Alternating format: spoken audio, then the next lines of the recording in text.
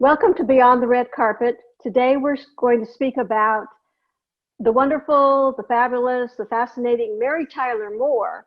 However, there are some things about her that all her fans are unaware of. And for that, we have her biographer, Herbie J. Pilato, who has also written about several other books, which we'll get into in a little while. But welcome, Herbie.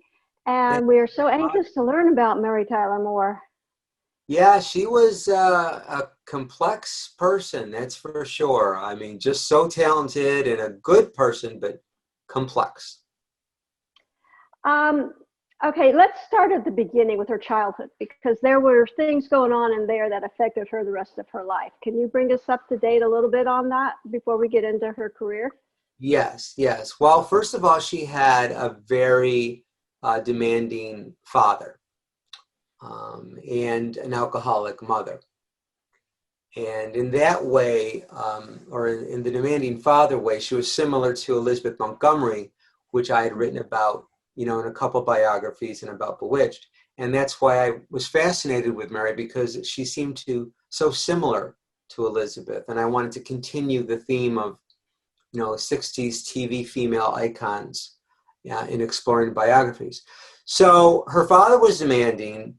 Her parents did not want her to be a star, an actress in any way, shape, or form. She really wanted to be a dancer.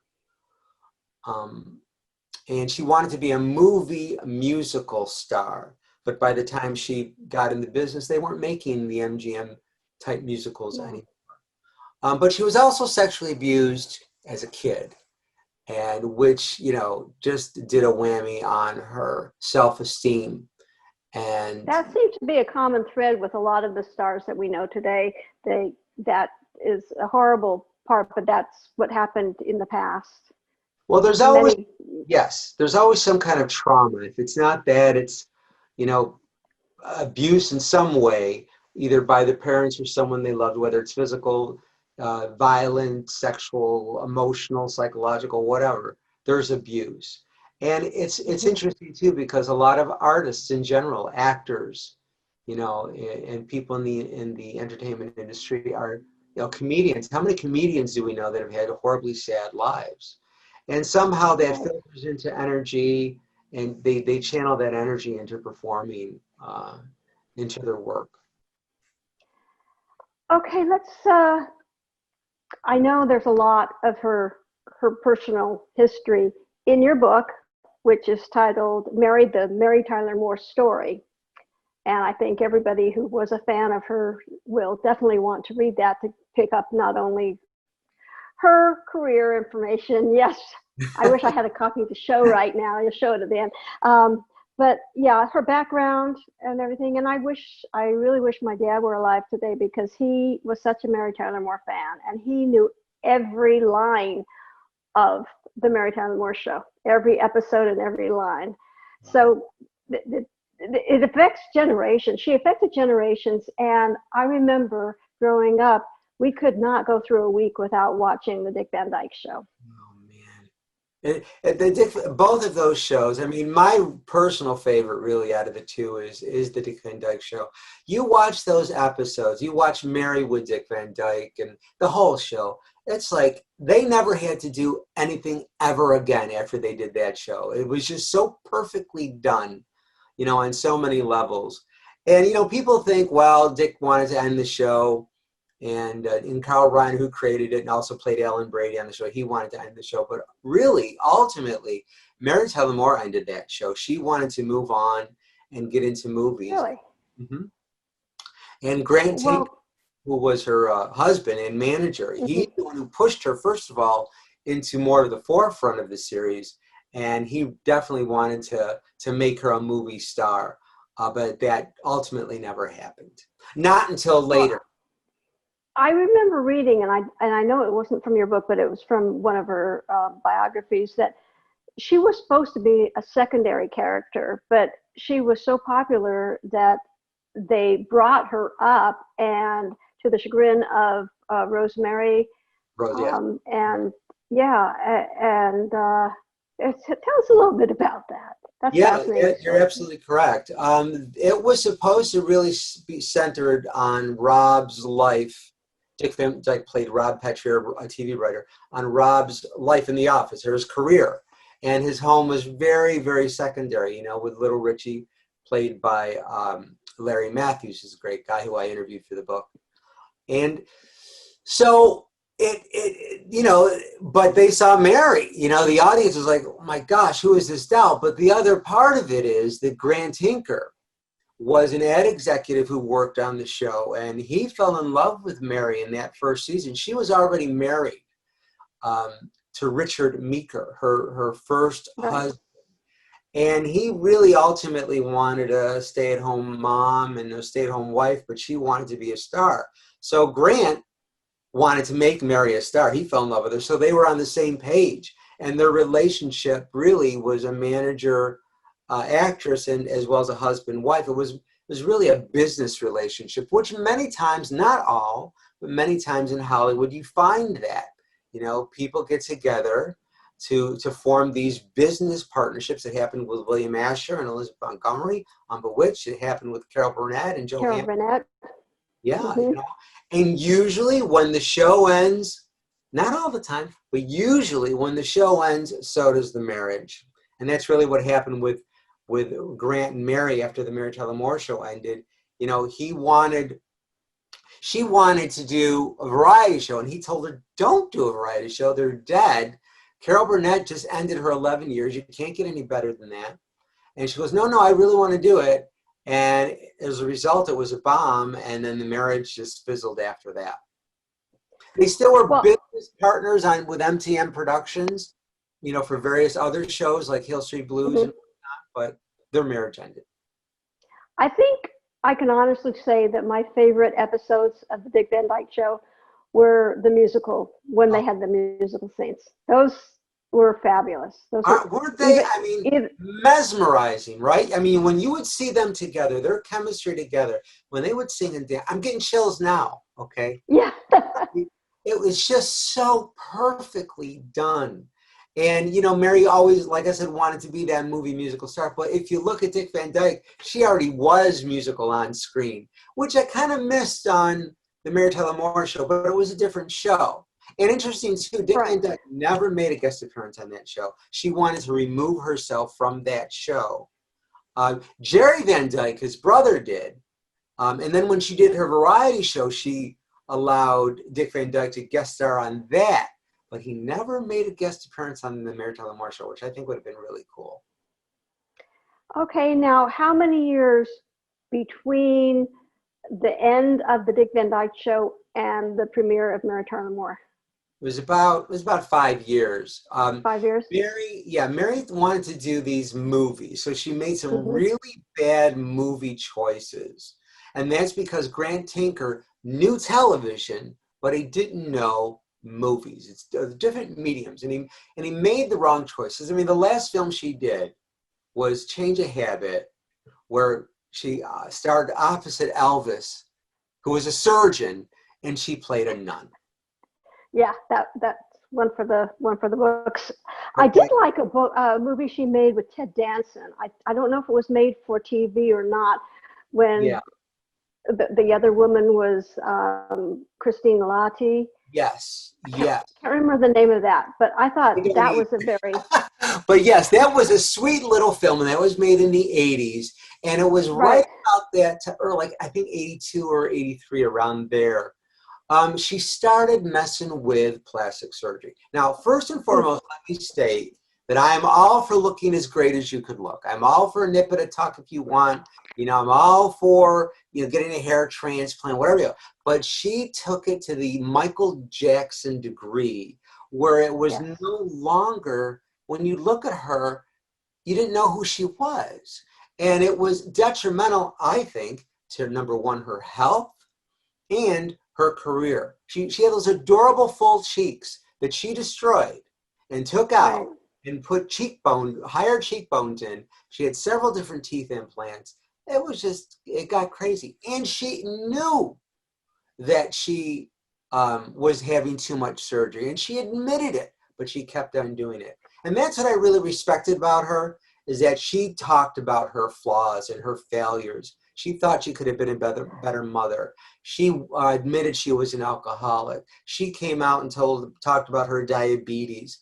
And the crazy thing is, again, this is my opinion now, had she not had those surgeries, those elective surgeries, I really think she'd be alive today. Because when you have diabetes and when you are an alcoholic, you're not really supposed to mess with surgery.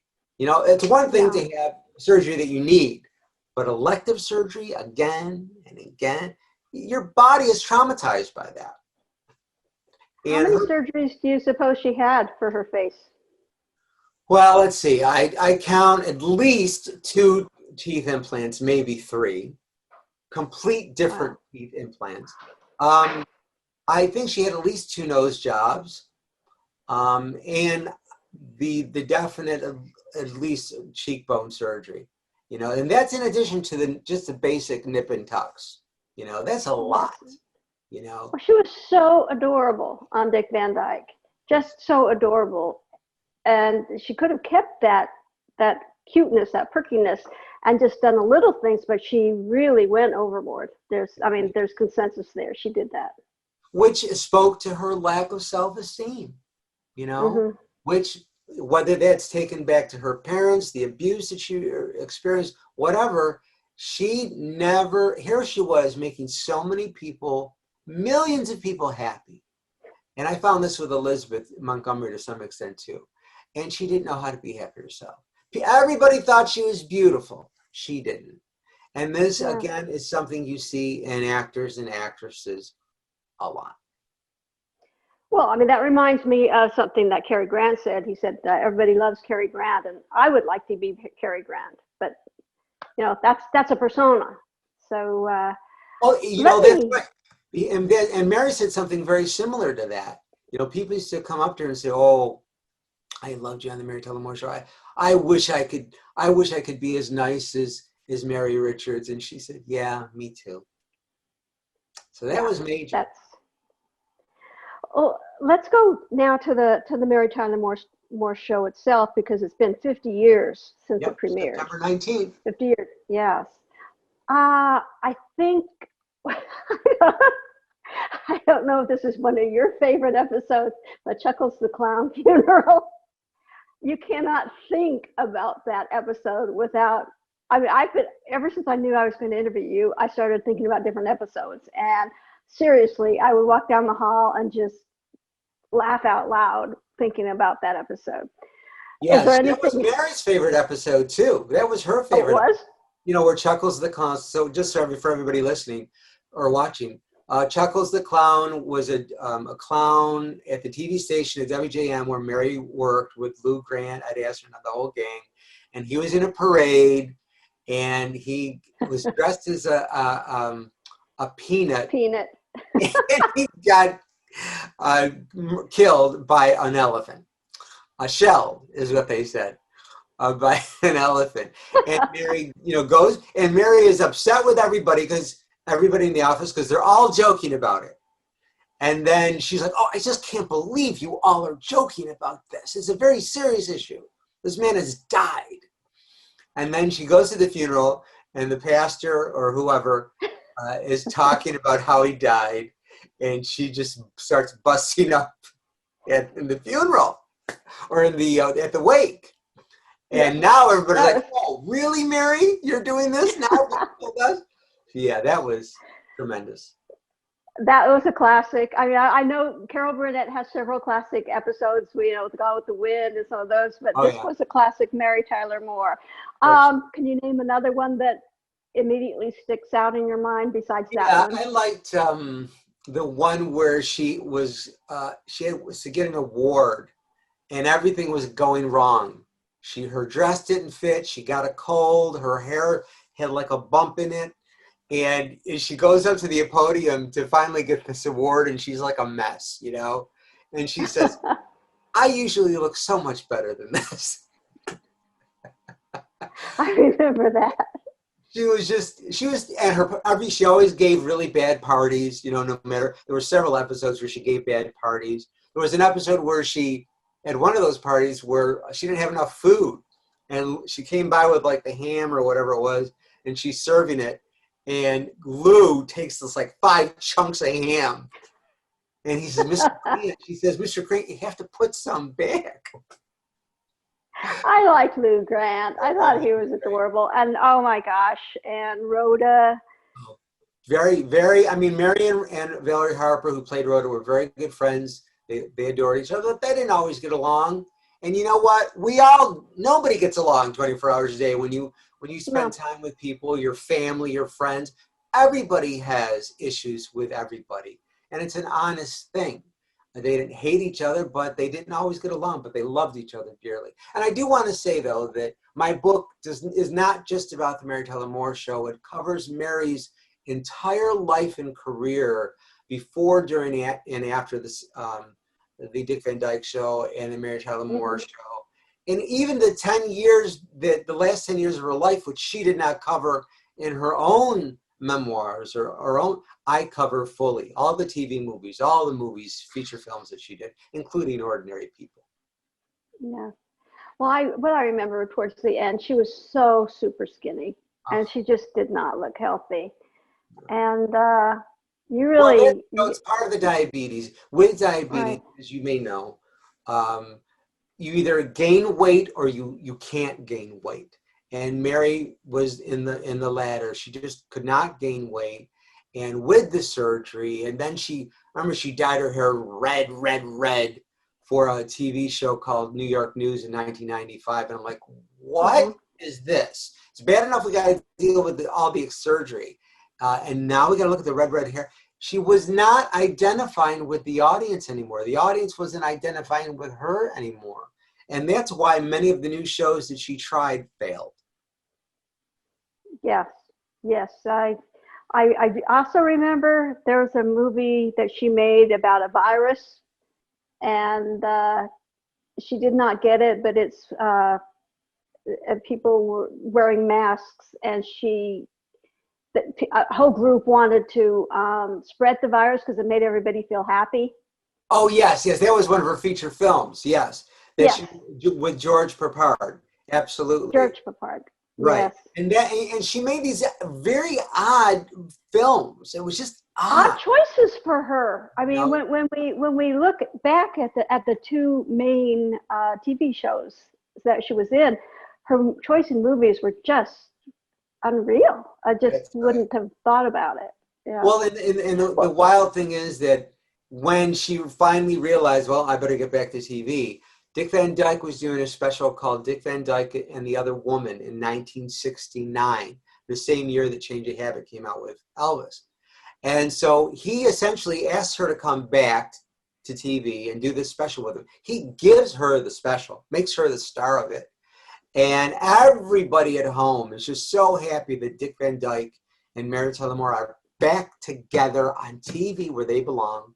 CBS loved it. I remember that. Right? CBS loved it. As a result of that special, they gave her the Mary Tyler Moore Show. That's great, because I know in that special they showed the closeness of the different sets, like the office was right next door to the living room and all that. Yes. So they gave the viewers a look inside behind the scenes of the old Dick Van Dyke Show. They did a reunion skit of the Dick Van Dyke Show on that show, yes, and it was really neat to see. Now, strangely enough, years and years after that, in 2004, they did a Dick Van Dyke Show reunion on TV Land and CBS, and it was just odd. It was hosted by Ray Romano, and I love Ray, but I don't think he should have hosted it. I just wanted to see the episode of the show. But the oddest thing about it is that everybody found their voice. Dick Van Dyke found Rob Petrie. Ann Morgan Gilbert found Millie. Mary Tyler Moore could not find the voice for Laura. She was playing Mary Richards on that reunion. It was odd. It was like Rob was married to Mary Richards. So it was just strange that didn't work. To watch. Part of why she couldn't find the voice is, again, because her face was all different. And that was, it was just like... Right. She did not look like Mary Richards. There's I mean, they were completely Well, she didn't different look like people. Laura Petrie, and she didn't even look like Mary Richards anymore. Oh, well, So, that's what I meant. She did not look like like Laura Petrie. But yes. it's sad to think that. Well, thank God, Dick Van Dyke is still alive. We just lost Carl Reiner. Yes. Valerie Harper is gone, but not many people from those two shows. No, Ed there's Asner is still alive. Betty White, Cloris Leachman, and Gavin MacLeod, who's terrific. I interviewed for my book. I interviewed Ed for the book as well. I Okay. interviewed Carol Channing, who did Thoroughly Modern Millie. That was the only real hit movie that Mary had before Ordinary People. That was I like that show. I mean, because she got to sing and dance. I mean, yeah, a she little got bit. to sing and dance, but it was Julie Andrews' movie. It wasn't her movie, really. Exactly. It was a Julie Andrews movie, but she, they did highlight some of Yeah. Mary's talents, and she looked like the old Mary at the time. She Yes. hadn't gone through all that. But let me ask you, you have a TV series. Where can people see that and learn more about all these people from the past? Yes, I have a classic TV talk show called Then Again with Herbie J. Pilato, and we did one season so far, and it's on Amazon Prime and Amazon Prime UK. So very excited about that. We had Ed Asner, the cast of Dark Shadows. Remember Dark Shadows? Oh yeah, the music was amazing. Yes, by Robert Colbert. Burt Ward from Batman, My Three Sons stars Barry and Stanley Livingston. We did Oh a wow. to Gary Marshall with Marion Ross from Happy Days, Cindy Williams, Laverne and Shirley. Wild Wild West, Robert Conrad. That was an interesting episode. So yeah, just so many wonderful classic. My thing is classic TV. I love the shows of back in the day. It was just happier times, and that's why all these It was. networks are so popular. The old networks, because they're showing these old shows. People are sick of the Yes. shows. And they're not revising them. They're showing them as is, which is I commend them for that. I mean, I watch My Three Sons every single morning on MeTV. And it starts my day off right. Have you done can I request you do a book on the My Three Sons people? The show? I don't think they have done a book. No, they haven't. That Barry Livingston wrote his own biography about it, and it's included. I think about Ernest. It's the title. Ernie? Yeah. It's something. But yeah, because I know there was trouble with the older son, Mike, Tim Considine, and had little butting heads with Fred McMurray, and I'd like someone to delve into that. And you would be the person to do it. Yeah, and Don Grady played the second oldest brother at the time. They used to. There was one point, I guess, where Don and Mike, the older one, had to fight in the show, a physical fight. And I asked Don about that at some point, God bless him, before he passed away. And I said, Don, how did you guys work that out? He goes, oh, we were both really angry at each other anyway. So the director asked us, use that and, as an inspiration. So it was interesting that they actually fighting in real life. That's interesting. I love delving into the old shows because the new shows are really not that interesting anymore. The people are not I'm sorry, what I agree with you. want to bring into your home. You wanted Mary, you wanted Laura and Rob to come to one of your cocktail parties. Let's face it, you did. Because they were likable. There are no likable characters on TV today. You can still be an unlikable character, but the performance as the character must be likable. And I use JR as a prime example whenever I talk about this, played by Larry Hagman on Dallas. The character of JR was unlikable, but Larry Hagman's performance as JR was likable. But you don't even have likable characters today or likable performers. Everybody is sarcastic, mean, rolling their eyes, mean-spirited. Everything is dark and dingy. Everybody mumbles. I can't understand anything anyone's saying. You too? we have to turn up the volume for certain things because they don't enunciate. It's the way that they communicate with each other is a whole other form of communications these days. It's not anything that I know my mother is not happy with watching what's on. She likes to watch the old ones. My husband and I love to watch the old shows because the new shows basically, I can't use the word on TV, but they're crap. Yeah, and God forbid they have a happy ending. Nobody knows how to have a happy ending anymore. And they got these arc stories that go on forever. Just tell the story at beginning, middle, and end in that episode and let it go, you know? But no, you got to watch the whole series because it's all connected. It's just ridiculous. Yeah, it's crazy. Well, thank you so much, Herbie, for joining us. And if you could show your book, and I want people to come go to the stores and pick up. Yes, you can pick them up in person at